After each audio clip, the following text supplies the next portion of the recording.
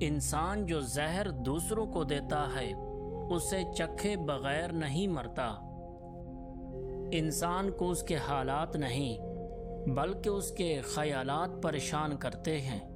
حالات تو وقت کے ساتھ بدل جاتے ہیں لیکن خیالات کو بدلنا آسان نہیں ہوتا۔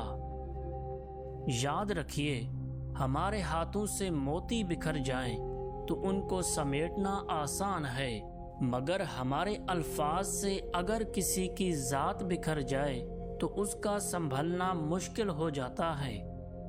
لفظوں کو کسی سمت روانہ کرتے وقت پل بھر کے لیے یہ ضرور سوچ لینا چاہیے کہ اگر یہ لفظ ہماری سمت آتے تو ہمارے ساتھ کیا کر ڈالتے۔ دل سے بولنا سیکھو گے تو لوگ دل سے سنیں گے، اور اگر صرف زبان سے بولو گے تو لوگ صرف کانوں سے سنیں گے۔ ہتھیاروں سے صرف جنگ جیتی جا سکتی ہے، دل نہیں۔ دل تو صرف کردار سے جیتے جاتے ہیں۔ دنیا کو جیتنا چاہتے ہو تو اپنی آواز میں نرمی پیدا کرو۔ اگر کوئی شخص گفتگو کر رہا ہو تو درمیان میں مداخلت کرنا بدتمیزی ہے، کیونکہ بدتمیزی اور خاموشی کے درمیان کا فاصلہ ہی انسان کی تہذیب کو ظاہر کرتا ہے۔ شام کے وقت یا شدید غصے کی حالت میں کبھی کوئی بڑا فیصلہ مت لیں، کیونکہ اس وقت انسان کا دماغ جذبات کے زیر اثر غلط فیصلے کرتا ہے۔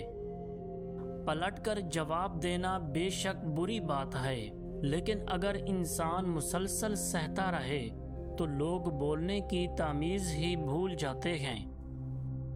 انسان کی زندگی اتنی کم ہے کہ وہ محبت کا حق بھی ادا نہیں کر سکتا۔ نہ جانے لوگ نفرت کے لیے وقت کہاں سے نکال لیتے ہیں۔ انسانوں کو اہمیت دیا کریں، پیسوں کو نہیں، کیونکہ امیر کو غریب اور غریب کو امیر ہونے میں وقت نہیں لگتا۔ چاہنا غلط نہیں ہوتا، لیکن چاہے جانے کے بعد کسی کو چھوڑ دینا غلط ہے۔ ایک رشتہ تب مرجھانے لگتا ہے جب دو لوگوں کے بیچ کے مسائل کو کوئی تیسرا آ کر سلجھانے لگتا ہے۔ اور یاد رکھیے، بڑا ہی جان لیوا ہوتا ہے یہ اہم ہونے کا وہم ہونا بھی۔ بات کرتے وقت اپنی ٹانگوں یا ہاتھوں کو مسلسل حرکت دینے کا مطلب ہے کہ انسان اندر سے کنفیوژن کا شکار ہے۔ جب انسان بالکل سچ بولتا ہے تو اس کا وجود پرسکون رہتا ہے، جبکہ جھوٹ بولتے وقت انسان بے اختیاری میں اپنی ناک یا چہرے کو چھوتا ہے۔ درست کپڑوں کا انتخاب انسان کو پریشانی اور اداسی سے بچاتا ہے، جبکہ جوتے انسان کی شخصیت کا اہم حصہ ہیں، کیونکہ لوگ آپ کا اندازہ آپ کے جوتوں سے بھی لگاتے ہیں۔ جس انسان کی ہنسلی یعنی گلے کے پاس کی ہڈی واضح نظر آتی ہو، حکمت میں اسے نرم دلی کی علامت سمجھا جاتا ہے۔ خواب میں روشن اور خوبصورت پرندے دیکھنا جلد ہی کسی اچھی خبر اور قسمت کھلنے کی علامت ہوتا ہے۔ اللہ پاک نے انسان کو دل تو دیا، لیکن اس کا سکون اپنے پاس رکھا اور فرمایا، یاد رکھو دلوں کا سکون صرف اللہ کی یاد میں ہے۔ جب دل تکلیف میں ہو تو سکون حاصل کرنے کے لیے سب سے بہترین جگہ سجدہ ہے۔